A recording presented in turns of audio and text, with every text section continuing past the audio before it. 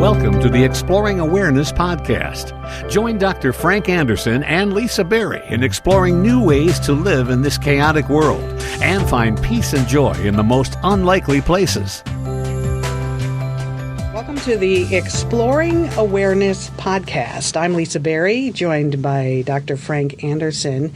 We are just really grateful that you are choosing to listen to us, and hopefully you can learn and grow with us as we have these conversations. Frank is the one who wanted to call the podcast Exploring Awareness, so I think you should start by explaining why that's important to you. Thanks, Lisa. I'm really excited about starting this journey with you and others as we do what I like to call exploring awareness. You know, we've been talking about the name of that, exploring awareness, for quite some time. There's a lot of techniques out there for people who are looking for ways to live in the chaotic world that we're in right now. People who know there may be another way, another different way. And so we have mindfulness classes, we have yoga classes, we have this workshop, we have that workshop, and all of these are fantastic tools that people will want to take advantage of. Right.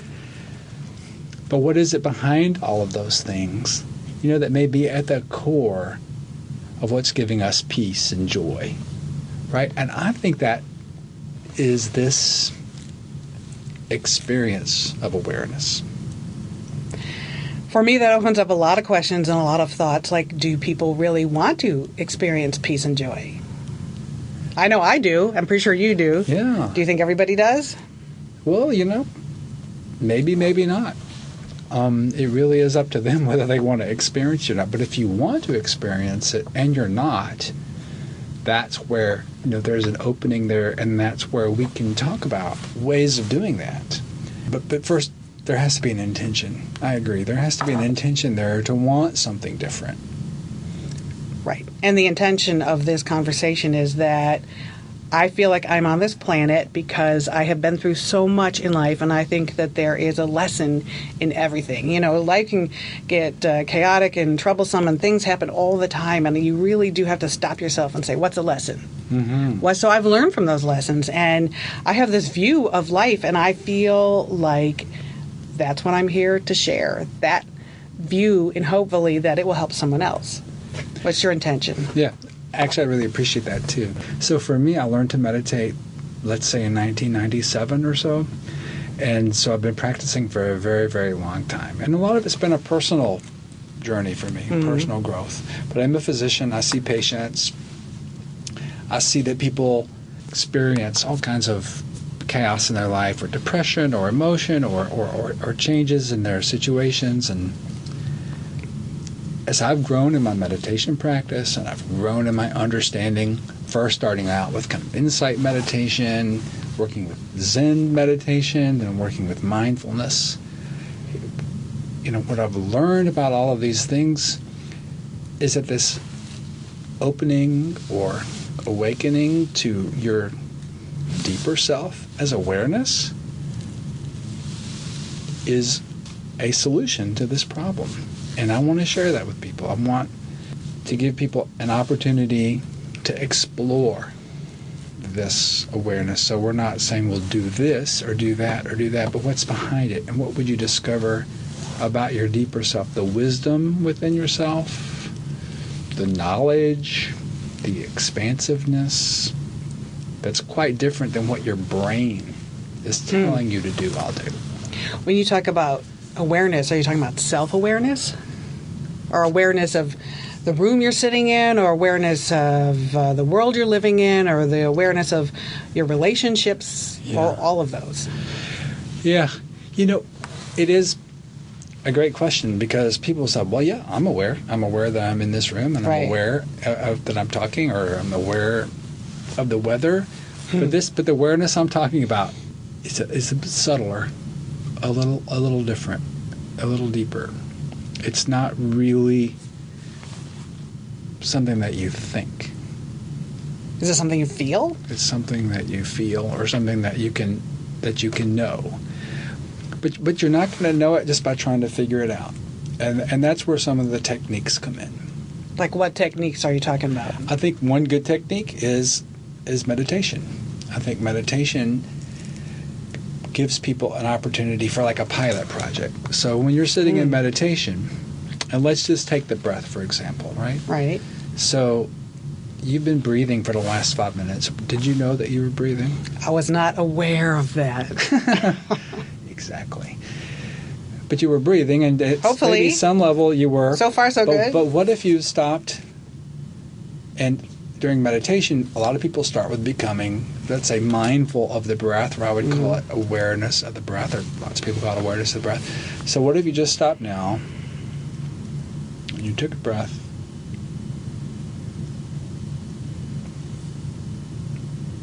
and you were aware that you're breathing? Does that feel different? Yeah, it relaxes you. Is that is that what it's supposed to do? Well, it turns out that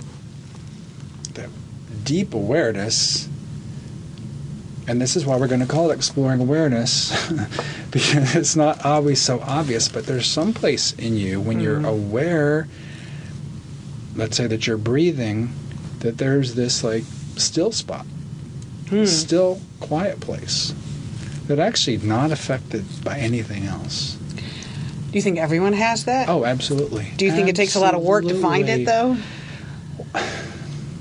Work. Effort? I think you have to experience it. And, you know, there's this teaching about sugar, right? So I could talk to you about sugar all day long, but unless you taste sugar and experience sugar, you won't know what sugar is, right? That's a teaching. I don't think I'm familiar with teaching. So you know what sugar tastes like, right? What if you had unfortunately. What if you had never tasted sugar before? Well, I don't think of sugar as no one just eats just sugar. There's lots of Or sweetness, just Sweet. for an example. If you Okay. didn't know what sweetness was, right. and I tried to tell you what sweetness was, Yeah. you would still not know what sweetness is. Until I experienced it myself. Is that Yeah, exactly. So you're saying we can't find that one spot of peace inside ourselves until we experience it ourselves? That's right. And you're going to help us with some tools to find out how to reach that spot? We're going to be exploring awareness. And we're going to be able to open up to that place of awareness by using different tools. Okay, meditation is one. Meditation is one. Meditation is a good one because we can actually do it Right, here. yeah. We can't do yoga here. Right. We can't do other things, chanting or whatever. I mean, we could, but I really am also interested in a secular approach, something Right. that would be accessible to Have you ever anybody, done anytime. chanting? I have. And does it work, per se? I've never Work. chanted. I don't even know what that means, you know. No, I think in some religious It's a religious thing? practices, chanting Ah. works for you, and it can open up awareness. Sure. Is it chanting's only religious? Not necessarily, Okay. but I don't think it's a practice that's accessible to everybody. Right. And I like starting with the breath because everyone is breathing, right? And it's a great way to get started. That's great. So that I think we can understand. Yeah. And so what I'm saying is that if you start off by practicing awareness of breathing, you might get a glimpse into what this deeper awareness is. And like when I'm leading guided meditations, I say you've been breathing your whole life, and maybe this is the first time you know that you're breathing. But so it starts with the breath, but you can become aware of your body. You can become aware of your thoughts. You can become aware that you're conscious. You can even become aware that you're aware. I mean, you already are, but you don't know it. See, people talk about that. I think that's like really going deep, to be aware that you're aware. I think that takes a lot of focus and time and energy. Well, that's because you're thinking. And What am I supposed to be doing? Feeling? experiencing. Okay, so what is the difference? I'm great. What's the difference between experiencing and thinking? Yeah, right. Well, Is there a difference? There is. Okay. Oh, there's a complete difference. There is? Yeah. Oh, bring it. Yeah. Think about your brain. Yeah. It's a great organ in your Right. head. Yep. And it's full of nerves and neurons, and they're all connected. And the things that are going on in your brain are your thoughts, right? Right. You're thinking this, you're thinking that, and you've got all this neural activity going on in your brain. You know that, right? Well, I'm not aware of it. I don't think about it. Do you? Well, yes. You do? But it's more like being aware of thinking. Aware of thinking. Yeah. All right, you're going to have to drill down on that a little bit. Again, we would have to work through that in a more of a guided meditation sense, because again, like we said before, it isn't something that you can think up or solve in your mind. It's something that when you're able to taste that place or experience that place of awareness, then that you can start to open to that. And that's why I like to call it exploring awareness, because it isn't like yes or no. It's like, what is this? What is this? Who am I? These are questions that, in some religious traditions they ask as well. It's like, who am I really? Am I my thoughts, or am I the awareness of my thoughts? And so becoming aware of your thoughts, once you get a little taste of that, a little glimpse of that, you'll start to understand more.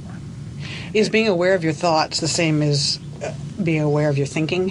Mm-hmm. The exact same thing? Yeah, I think so. That's how I started meditating. I started meditating by asking myself, who am I? Mm-hmm. Who am I? Do you know who you are?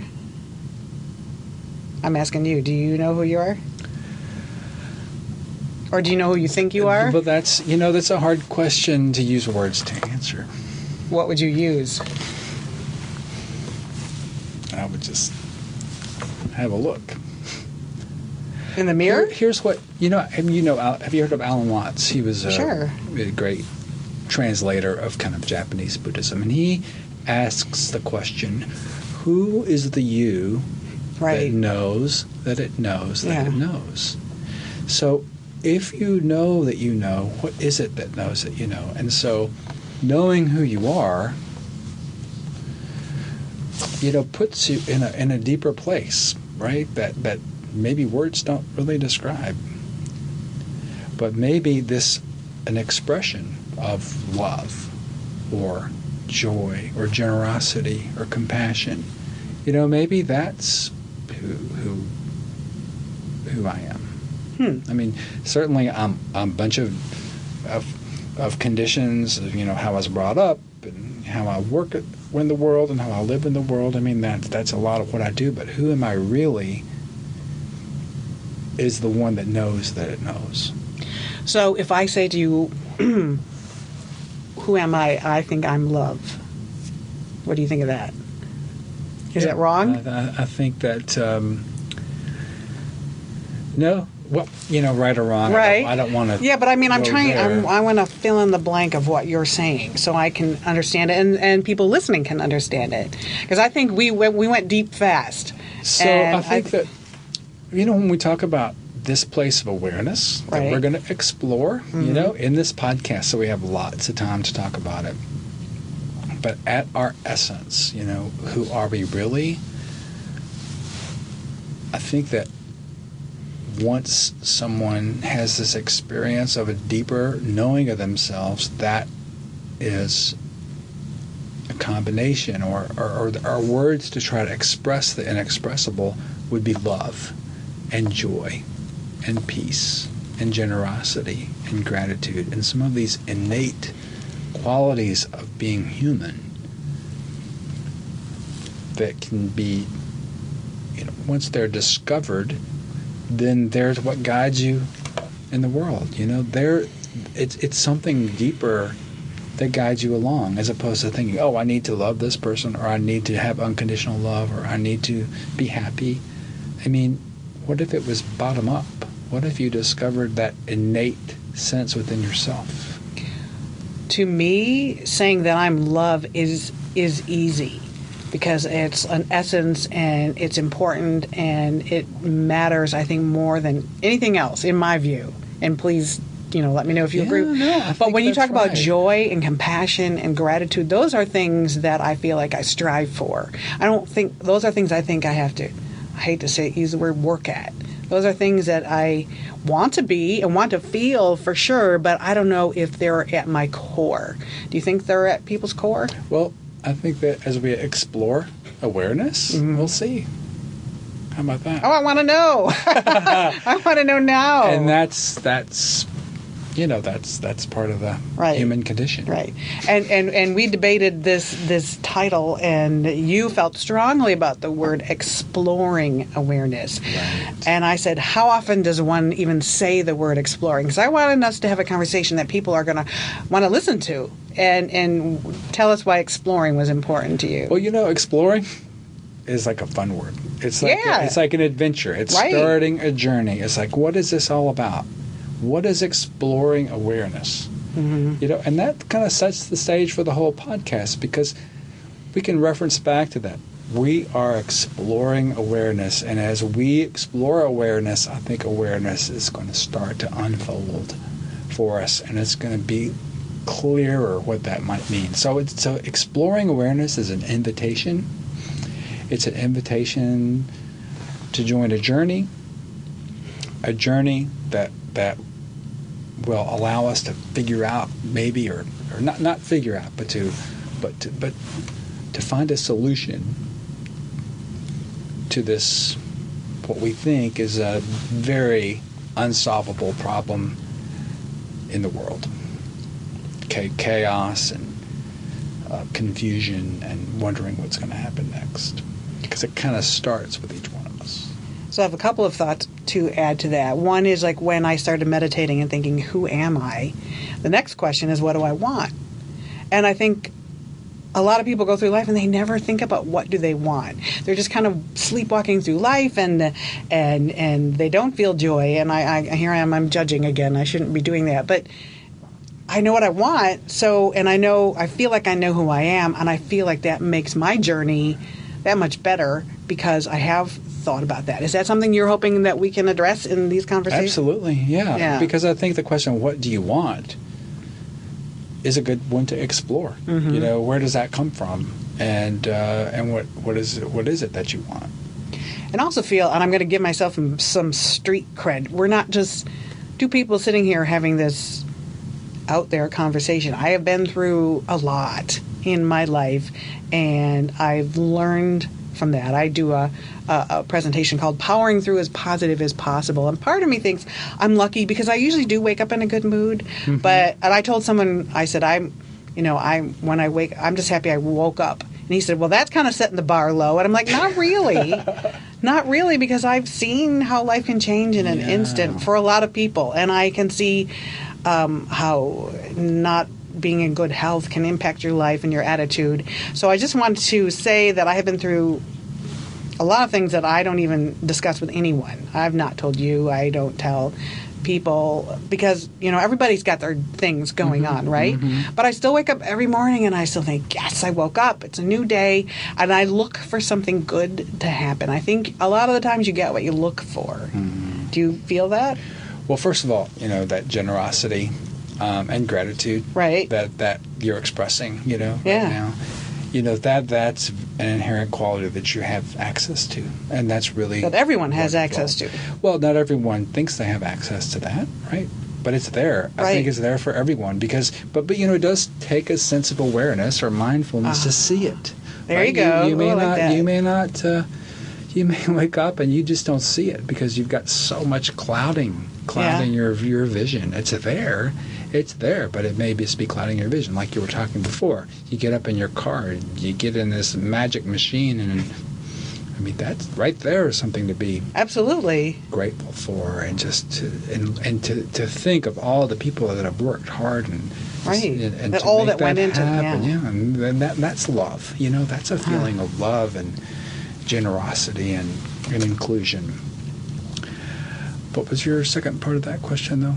Who am I? And I talked about that I thought about it, and I feel like I know who I am, and I know what I want, and how a lot of people go through life and they don't even think about what they want. So, to which I always say, how can you get what you want if you don't even know what you want? Yeah. I do think that keep asking yourself what you want and what you want and what you want without really knowing. I'm not supposed to know? you may be asking the wrong question.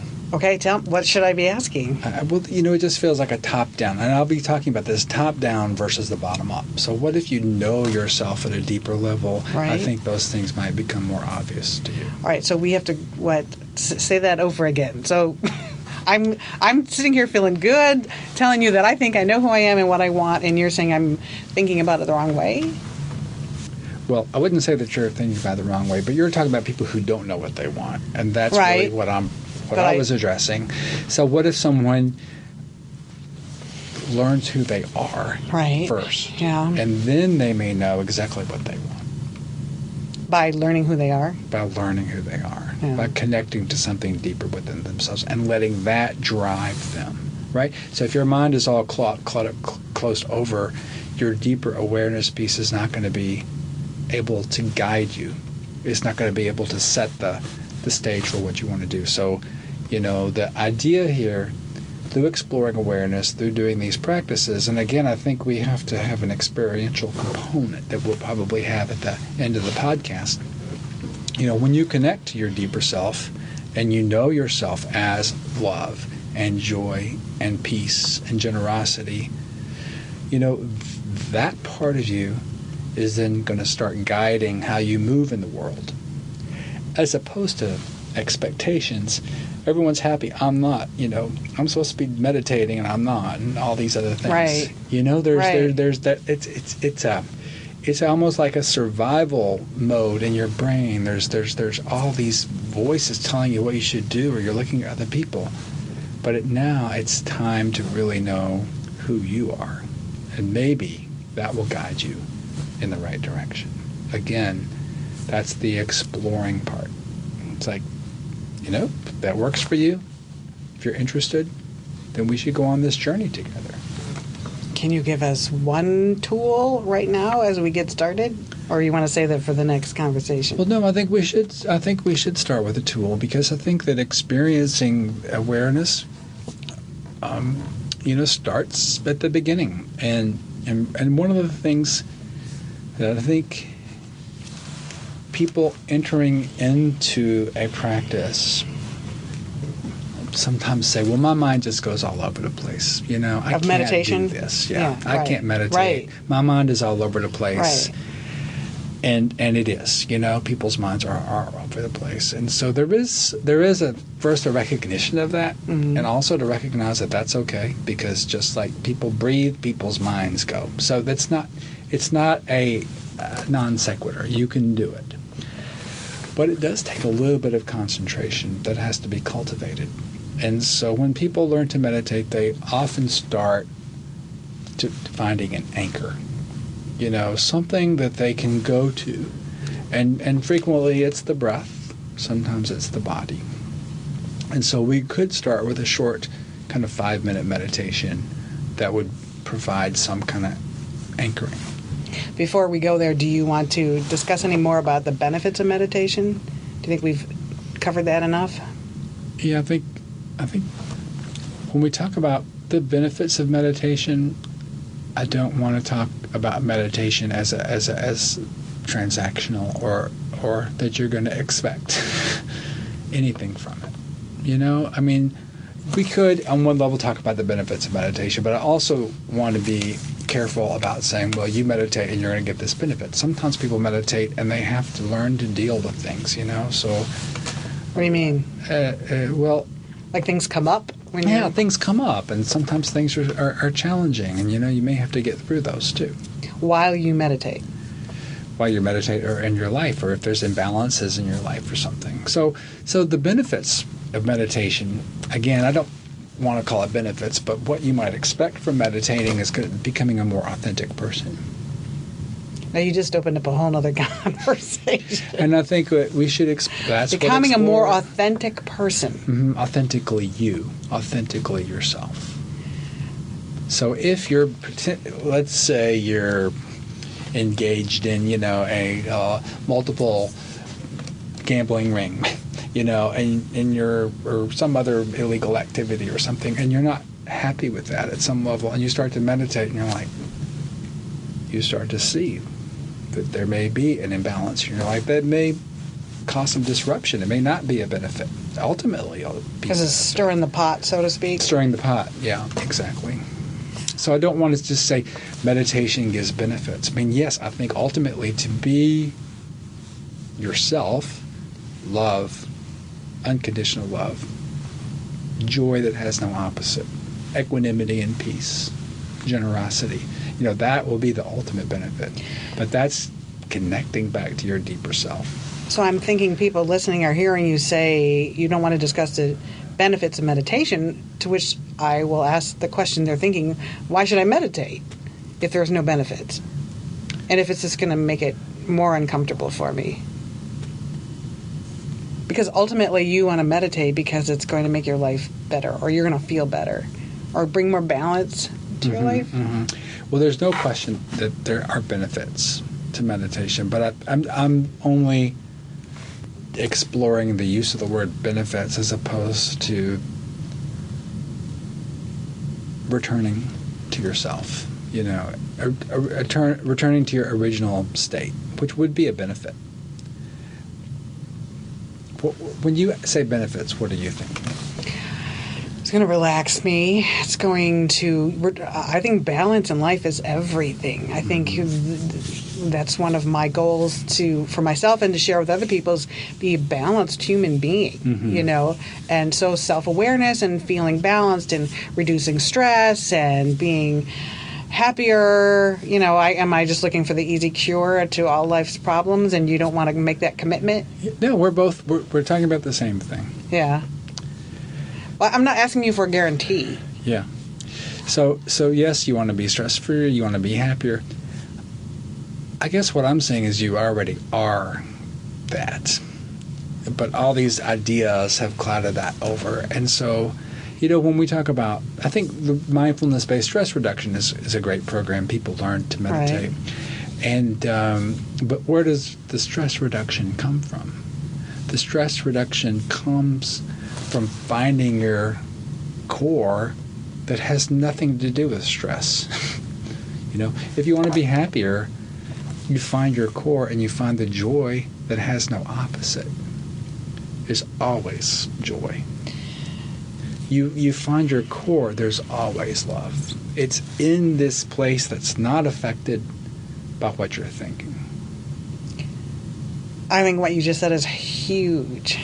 It has major impacts if you really think about what you just said.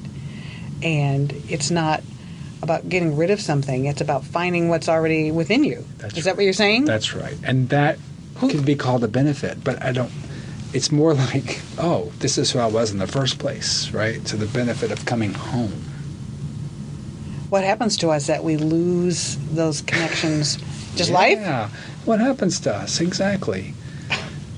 Life happens to us. Our instincts happen to us. Our need to succeed, all those things that we're born with as humans, our need to protect ourselves, our need to care for our families, all those things, competition, all those things are part of our life. Politics, oh my gosh, and tribalism, and all of these things, people get themselves into these boxes, Mm-hmm. And I think as you get older, that can really settle in, and you forget who you were as a child, as a baby, a pure being of joy and love and peace that doesn't ever go away. It just gets clouded over. And again, I would suggest that exploring awareness through these techniques allows us to return home to that. I had my first experience of that when I was in a meditation retreat. And it was a 10-day silent meditation retreat, which was not easy. But on day 5, I'm like, my mind chatter stopped. And all of a sudden, I was present in this amazing, tropical area in Thailand, and the birds were chirping, and the fish were swimming, and the flowers were blooming, and it was like you lifted shades off your eyes and you saw things in a completely different way for the first time. And I think I try to live my life that way, but I think I get, like probably a lot of people listening, too caught up in the everyday stuff. And as I said, I wake up the next day and I try again. Right. How do we get to that? Can we get to that spot on a daily basis? Absolutely. Some people say don't try, do. trying is one way to do it, but I wonder how much your trying is going to be successful. And let's explore awareness and see if connecting to something deeper makes it, I'll call it authentic, natural, from the bottom up, instead of you trying from the top down. It's going to be organic, authentic, real, the flow. I feel like we've shared enough. Do you, for now? Yeah. Do you want to do a meditation? I think it's a good introduction. Do you want to? And again, we'll be. That's why I like this word, exploring awareness, because we're going to explore these type of things, and we'll do practices after each podcast as well. So I think that that we can move in from the conversation part to a practice part, and if people want to keep listening, then they could practice this part as well. So what are we going to practice? Well, we're going to Thailand. I'm in. That sounded amazing. Yeah, well, that's let's go. We can talk about retreats someday, because I think those are really good. But we're going to just practice now, just becoming mindful of the breath. Okay. Would that be okay? Sure. Let's do that today, and we'll do different mindfulness practices. Okay. Or even we'll call them mindfulness, or even exploring awareness practices. Okay. Okay. Mm-hmm. So you just sit in a comfortable position. With both feet on the ground and your hands in your lap.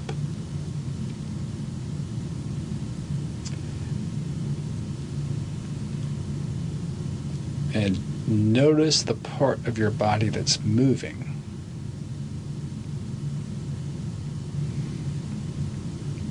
And that might be your chest, because your chest is expanding and contracting and bringing in the air and pushing out the air. That's how you breathe. And then focus your attention on the tip of your nose.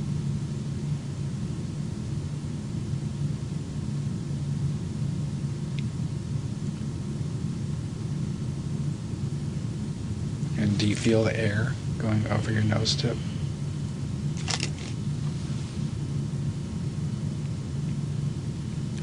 And the first step is just to be able to concentrate on that. And when we're first starting, maybe you'll get through 2 breaths and your mind is off. So kind of learning the first step to concentrate on this air going over your nose tip could be your first anchor.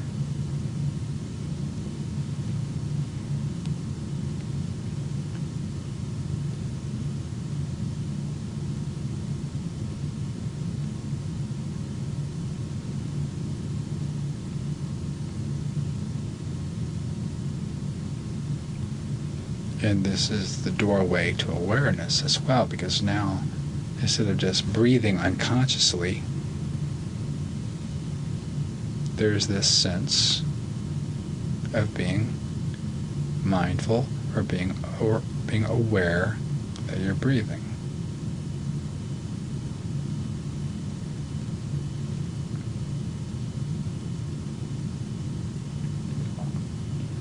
And you might be thinking, well, that's this silly. That's nothing. It's just aware. I know I'm aware. Well, that becomes a thought. That becomes a judgment. So what if you brought that into awareness?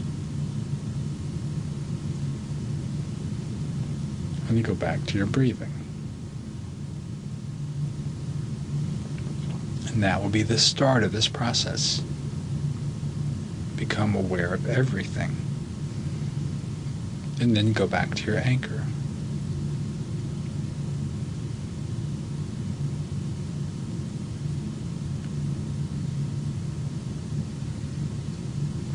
And so your awareness will be watching what's happening as you breathe and think.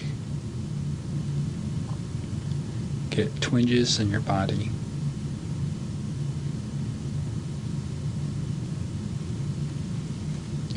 And go back to that breath.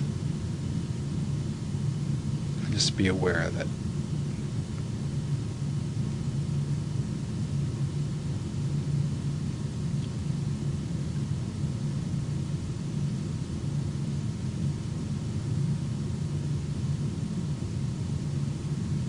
And so, Lisa, just even starting with this 5 minutes a day is a way to start exploring awareness.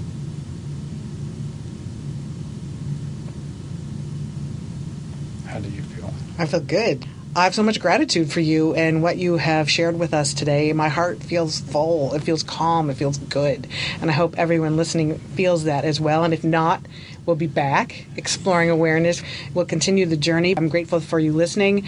I'm grateful for Dr. Frank Anderson for sharing everything that he has learned and he knows with us. And I'm Lisa Berry. We look forward to exploring awareness with you moving forward in the future. Great. Thanks, Lisa. Good journey to start. This podcast is not an attempt to practice medicine or provide specific medical advice, nor does use of this information establish a physician-patient relationship. Listening to this podcast does not replace medical consultation with a qualified health or medical professional to meet the health and medical needs of you or others. If you are having problems, please see your primary care provider or your local mental health professional.